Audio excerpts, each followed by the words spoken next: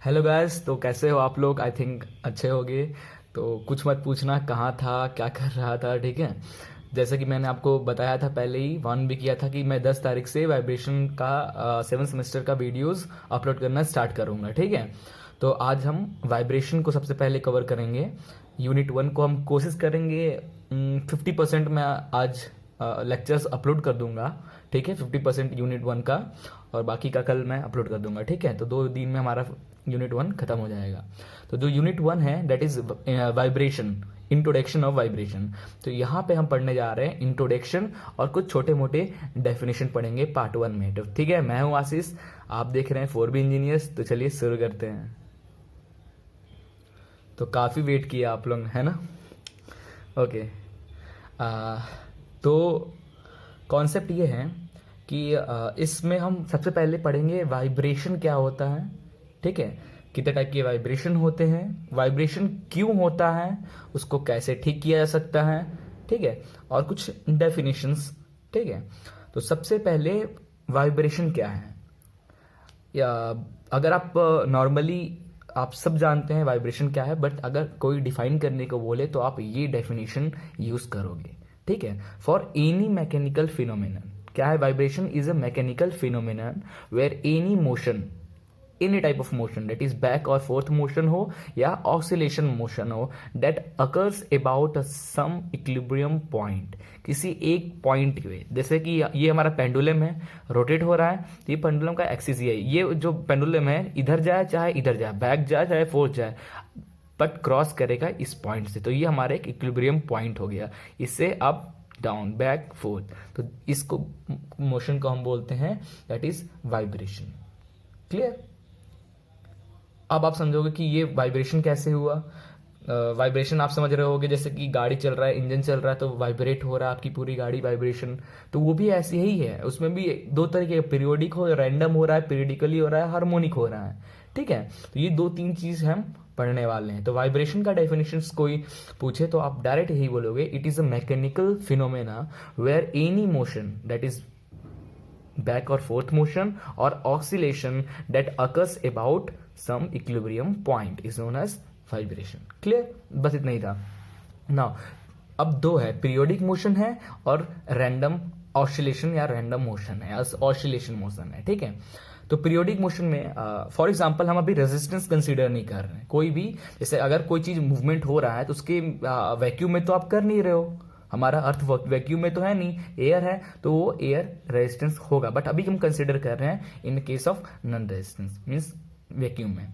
तो what is periodic motion? A motion which repeat itself after equal interval of time.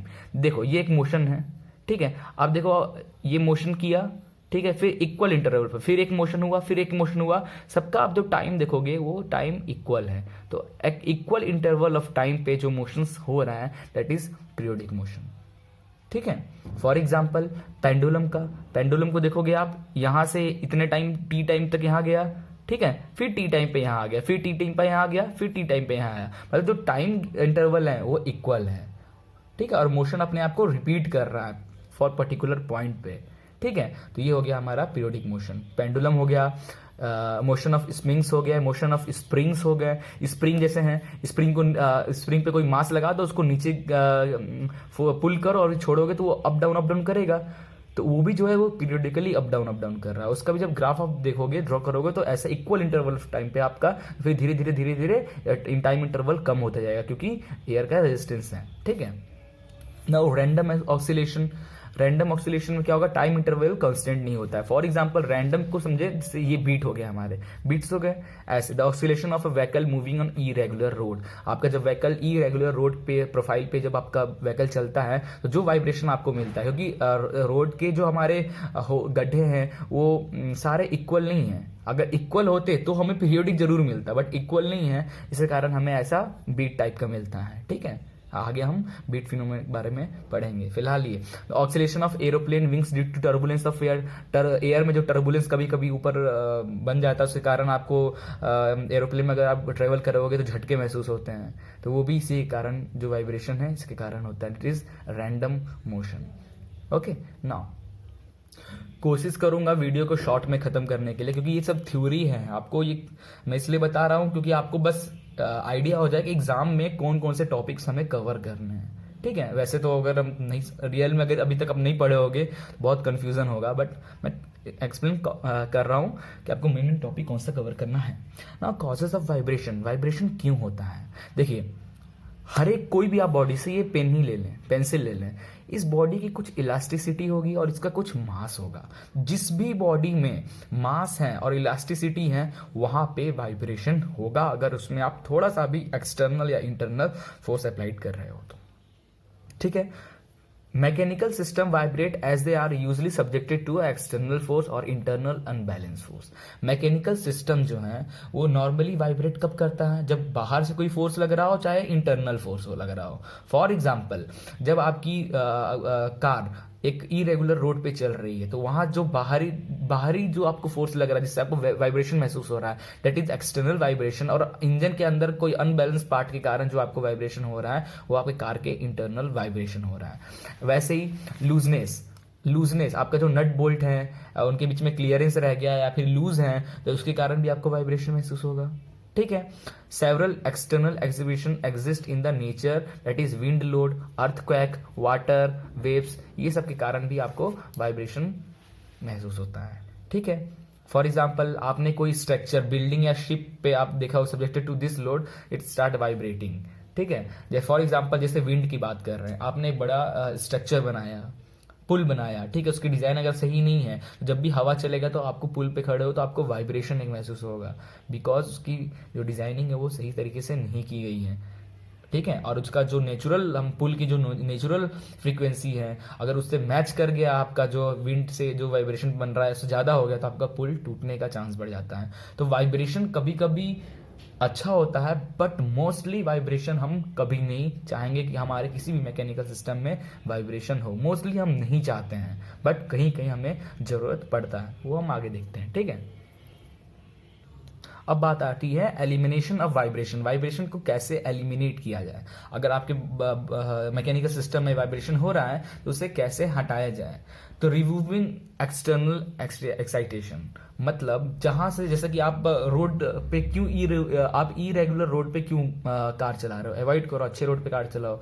तो ये जो external जो ये सब है, ज्यादा हवा चल रहा है उस एरिया में आप गाड़ी लेके ना जाओ। ठीक है, मतलब जो भी एक्सटर्नल प्रॉब्लम्स होते हैं जिसको आप नॉर्मली अवॉइड कर सकते हो तो आप अवॉइड करो, तब आपको वाइब्रेशन कम होगा। But in India this is always, हर जगह आपको मिलेगा। ठीक है, ना यूजिंग शॉक एब्जॉर्बर, आप शॉक एब्जॉर्बर इतना अच्छा यूज करो ताकि जो आपको रोड के कारण जो आपको वाइब्रेशन लगे वो आपका शॉक, जो आपने शॉक एब्जॉर्बर यूज किया वो एब्जॉर्ब कर ले आप तक पहुंचने से पहले ही। तो अच्छा शॉक एब्जॉर्बर यूज करो, डायनेमिक एब्जॉर्बर्स यूज करो, या फिर resisting the system on proper vibration isolator. ठीक है, कभी आप ट्रेन वगैरह अगर आपको ध्यान होगा तो उसमें हम लोग लिक्विड डैम्पर यूज करते हैं। डैम्पर कैसे काम करता है, फ्लूइड पे काम करता है। ठीक है, तो ये सब तरीका होता है वाइब्रेशन को एलिमिनेट करने का। अब आप वाइब्रेशन पढ़ क्यों रहे हैं। ठीक है, वैसे नॉर्मली अगर आप एग्जाम्स की तैयारी कर रहे हो अपने नॉर्मल, तो आपको यूनिट कवर करना है। बट अगर आप गेट के लिए अगर देखना चाह रहे हो तो गेट के लिए सिर्फ यूनिट 1 में ही है, वो भी फर्स्ट डिग्री ऑफ फ्रीडम।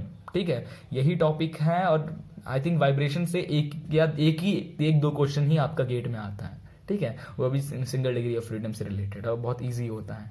ठीक है, तो आप बस एग्जाम की प्रिपरेशन कर लें, बाकी गेट का आपको हम करा देंगे बाद में। ठीक है, now why to study the vibration? Generally vibration is undesirable in a mechanical system। जैसे मैंने आपको बताया था, फॉर मैकेनिकल सिस्टम हम कभी नहीं चाहेंगे कि हमें वाइब्रेशन हमारे सिस्टम में आए, बट कुछ केसेस होते हैं जहां पे हमें जरूरत पड़ता है। तो ये सब थ्योरी वही लिखा हुआ है, आप वीडियो पॉज करके इसे नोट कर सकते हो। मैं अगर एक्सप्लेन करने लगा तो वीडियो भी काफी, आपका भी टाइम वेस्ट होगा, मेरा भी टाइम वेस्ट होगा। ठीक है, तो हाँ, एक बात हम जरूर करेंगे नेचुरल फ्रीक्वेंसी के बारे में। नेचुरल फ्रीक्वेंसी क्या होता है, जब आपकी कोई बॉडी में कोई फोर्स आप नहीं लगा रहे हो तो उसके जो फ्रीक्वेंसी है, ठीक है, उसका जो खुद से के डिस्प्लेसमेंट से जो फ्रीक्वेंसी है दैट इज नेचुरल फ्रीक्वेंसी। ठीक है, अब आप उसमें कोई फोर्स लगाए, ठीक है। तो जो नेचुरल फ्रीक्वेंसी से अगर आपने जो फोर्स लगाया उसकी फ्रीक्वेंसी कम है तो आपका ये स्ट्रक्चर सेफ है, बट अगर इक्वल है या ज़्यादा है तो आपका स्ट्रक्चर टूट जाएगा, अगर आपका नेचुरल फ्रीक्वेंसी से ज़्यादा अगर आपका एक्सटर्नल फ्रीक्वेंसी आ गया तो। ठीक है, ये याद रखना है माइंड में। पुल वगैरह देखते हो कभी टूट गया, हवा चली तो पुल टूट गया, क्योंकि पुल के जो नेचुरल फ्रीक्वेंसी था और जब हवा चला तो उसके कारण जो डिस्टर्बेंस हुआ, जो रेजोनेंस बना, उस रेजोनेंस नेचुरल फ्रीक्वेंसी से अप होगा, ज़्यादा है, इसके कारण आपका ये पुल टूटता हुआ ऐसा कभी कभार मिल जाता है। ठीक है, अगर आपको और वाइब्रेशन को रिमूव करना है तो आप डिज़ाइन अपनी स्ट्रॉन्ग करो। डिज़ाइनिंग जो जिस चीज़ की भी डिज़ाइन करो, मैकेनिकल सिस्टम की डिज़ाइन कर रहे हो, इंजन की डिज़ाइन करो, तो कोशिश करो डिज़ाइन आपकी इतनी सटीक हो कि आपका बैलेंस्ड रहे, कोई भी उसमें वाइब्रेटिंग ऐसा अनबैलेंस के कारण ना आए। ठीक है, और अब देखते हैं कुछ वाइब्रेशन के हम पॉजिटिव फीचर्स। क्या वाइब्रेशन, जैसे हम बताए थे कि वाइब्रेशन हम चाहते हैं कि कभी कभी हो।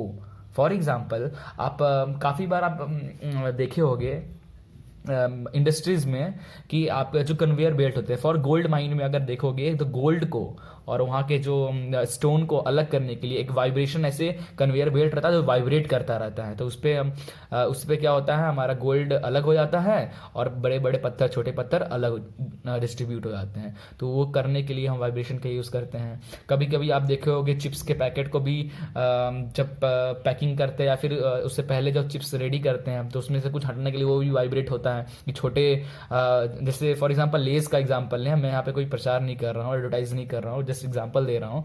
लेस का जैसे हो गया तो लेस के जो अच्छे क्यूब्स है, कोशिश करते हैं कंपनी वाले क्या करते हैं, जो अच्छे सेप के जो होते हैं लेस के पैकेट, लेस उसे एक तरफ करते हैं, बाकी छोटे वाले को वो हटा खराब दोबारा रिसाइकल करते हैं। तो बड़े वाले सेप को हिलाते हैं तो वो हम कन्वेयर बेल्ट वाइब्रेट करता है, उसके कारण बड़े सेप एक तरफ, छोटे सेप एक तरफ हो जाते हैं। ठीक है, तो कभी कभी हमें ज़रूरत पड़ती है वाइब्रेशन की, बट मोस्टली नहीं। ठीक है, नाउ नेक्स्ट। ओके, अब हम कुछ डेफिनेशंस पढ़ने जा रहे हैं इस यूनिट का। ठीक है, फॉर एग्जाम्पल सबसे पहले हम पढ़ेंगे पीरियोडिक मोशन क्या होता है। ठीक है, जैसे कि हमने अभी जस्ट स्टार्टिंग में पढ़ा, पीरियोडिक मोशन क्या है, मोशन अपने आप को रिपीट करता है in equal interval of time में, उस मोशन को हम बोलते हैं periodic motion. A motion which repeat itself after equal interval of time, that is called periodic motion. ठीक है, टाइम पीरियड क्या होता है, time taken to complete one cycle की बात कर रहा है। अगर आपको 10-12 पढ़े होगे, ये जो हमारा साइकिल्स ऐसे बनते हैं ना, तो ये यहां से यहां तक ये होता है हमारा वन साइकिल। तो एक साइकिल कंप्लीट होने में जो टाइम लगता है उसे हम बोलते हैं टाइम पीरियड। ठीक है, जिसका फॉर्मूला होता है tau is equal to 2 pi upon omega. Omega is that frequency, ये फ्रीक्वेंसी है, ये फ्रीक्वेंसीज है ना, पर्टिकुलर एम्पलीट्यूड पे आपको ये फ्रीक्वेंसी मिल रही है, तो ये फ्रीक्वेंसी का एक साइकिल ये होता है एक साइकिल, और इसका जो एक साइकिल बनने में जो टाइम लगा वो हमारा है टाइम पीरियड, जिसका फॉर्मूला है tau is equal to 2 pi upon omega, where omega is the frequency. ठीक है, now frequency number of cycles per unit time, number of cycle per unit time. ठीक है, this is okay, that is omega upon 2 pi. Amplitude क्या होता है, amplitude the maximum displacement of a vibrating body from its equilibrium position. For example ये जो line आपका जा रहा है ये आपका एक इक्विलिब्रियम पोजीशन, जहां पे आपका कोई फ्रीक्वेंसी जा रहा है वो अप मैक्सिमम जा रहा है, मिनिमम जा रहा है, बट इसी लाइन से गुजर के जा रहा है। तो ये जो पॉइंट अप या डाउन हो रहा है तो इसका जो डिस्टेंस है, ये डिस्टेंस दैट इज एप्टीट्यूड। ठीक है, एम्पलीट्यूड नॉट एप्टीट्यूड। ठीक है, हो जाता है कभी कभार मिस्टेक। नाउ नेचुरल फ्रीक्वेंसी क्या होता है, तब से मैं यही बताना चाह रहा था। नेचुरल फ्रीक्वेंसी आई थिंक समझ में आ गया होगा। when number of external forces acts on a system after giving it an initial displacement, the bodies vibrates. This vibration are called free vibration and their frequency as natural frequency, and it is expressed on hertz. Frequency को किससे हम express करते हैं, hertz से। ठीक है, तो क्या था, निकला नंबर ऑफ एक्सटर्नल फोर्सेस, जब बहुत सारे एक्सटर्नल फोर्सेस एक्ट कर रहे हैं किसी सिस्टम पे, और जो उसकी जो इनिशियल डिस्प्लेसमेंट हो रहा है आपके ऑब्जेक्ट का, ठीक है, उसके कारण जो बॉडी में वाइब्रेशन आ रहा है दैट इज नेचुरल और या फिर फ्री वाइब्रेशन, बट उससे ज़्यादा जब होता है तो आपका स्ट्रक्चर टूट जाता है। ठीक है, नाउ अगला टर्म्स है हमारा फंडामेंटल मोड ऑफ वाइब्रेशन। कुछ नहीं, the fundamental mode of vibration easy है। The fundamental mode of vibration of a system is the mode having the lowest natural frequency.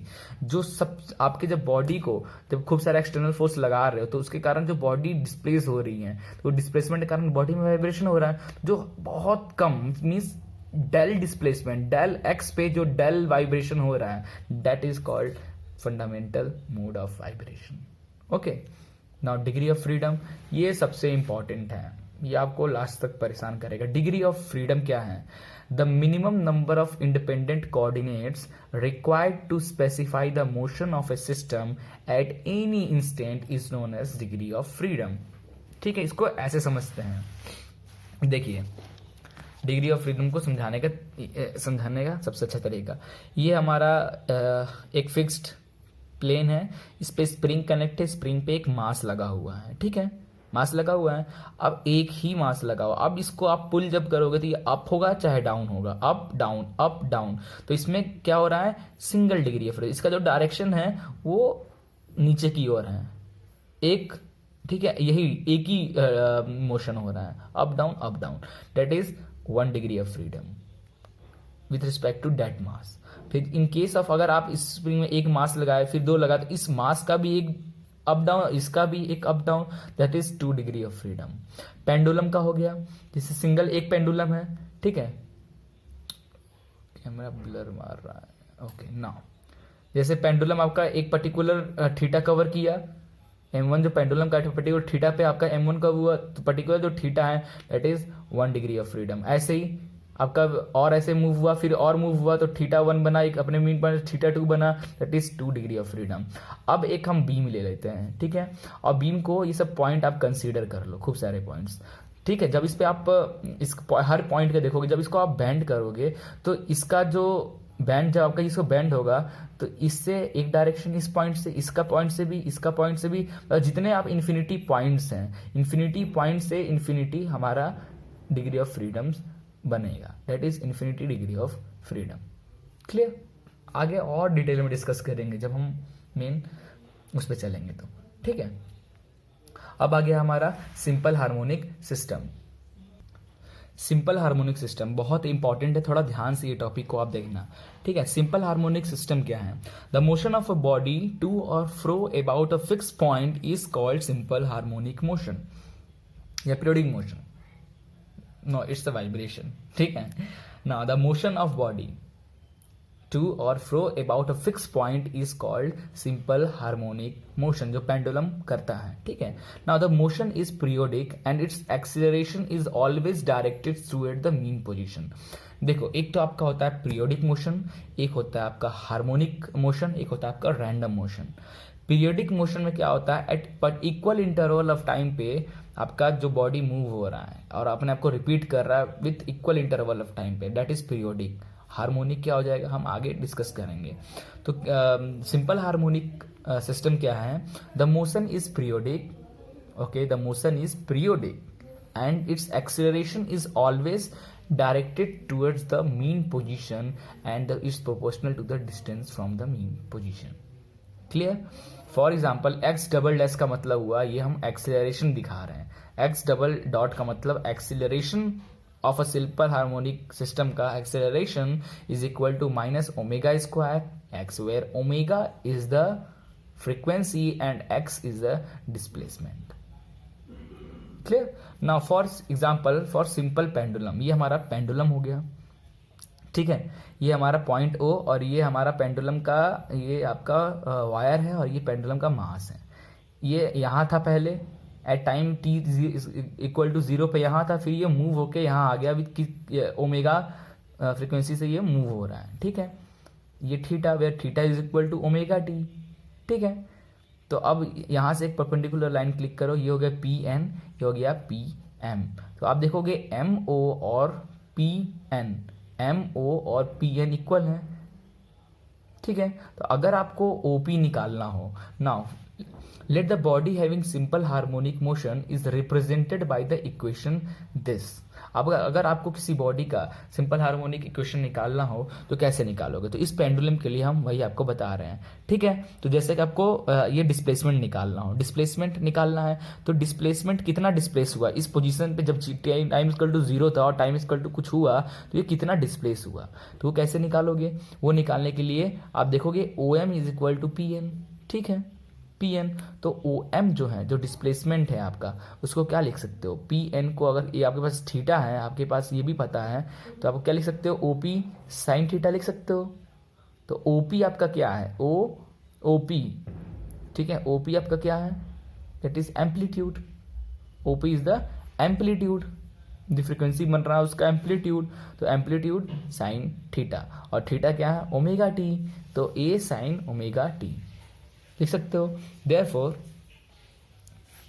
तो डिस्प्लेसमेंट क्या हो गया आपका सिंपल पेंडुलम का या सिंपल बॉडी का, that is x is equal to a sine omega T.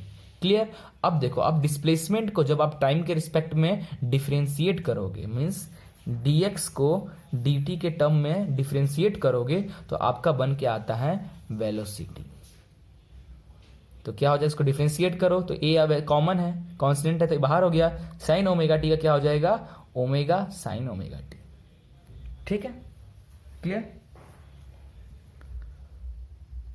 Yes, here some mistake, तो a का कांस्टेंट है, ए बाहर आ गया, साइन ओमेगा टी का क्या हो जाएगा, cos omega t, it is cos omega t, और ओमेगा टी का डिफरेंशिएशन ओमेगा, तो हो गया velocity a omega cos omega to m omega t, ठीक है। अब इसको आप एक बार और क्या करो, with respect to mean d डॉस एक्स को टाइम के रिस्पेक्ट में जब डिफरेंशिएट करोगे तो आपको मिलता है एक्सीलरेशन, ठीक है। तो ये डिस्प्लेसमेंट हो गया, ये वेलोसिटी हो गई, ये एक्सीलरेशन, तो एक्स डबल डॉट, ठीक है, तो आपको मिलता है acceleration which is equal to क्या हो जाएगा, इसको डिफरेंशिएट करो तो ए कांस्टेंट है तो ए आ गया, ठीक है, ये ओमेगा और ये ओमेगा, जब ओमेगा टी हटेगा तो एक और omega, omega square cos omega T क्या हो जाएगा, माइनस साइन ओमेगा टी, ठीक है।